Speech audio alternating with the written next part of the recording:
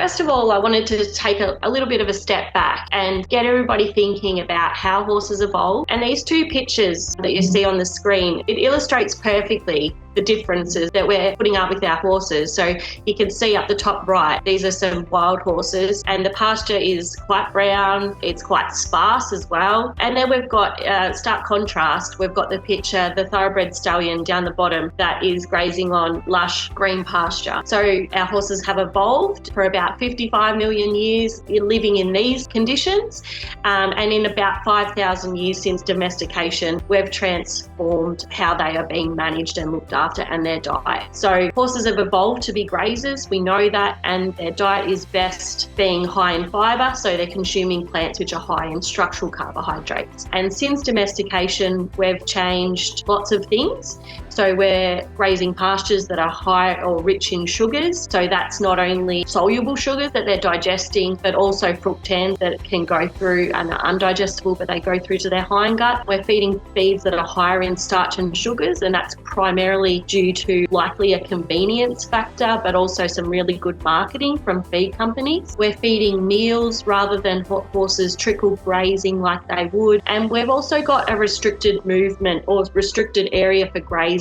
So quite often where we keep our horses is smaller. I was reading a study just the other day that said that some feral horses had GPSs fitted and they were walking 20 to 30 kilometres per day grazing. You compare that to a horse that's in a quarter acre to an acre paddock. They're simply not doing that amount of walking, and they might be doing a really reduced amount if they're standing at the gate waiting for us to feed them a couple of times a day, but also standing at a round bale eating. So it's really important that as horse owners, we think about these things and consider them when we're developing our horse's diet and looking at the management of our horses.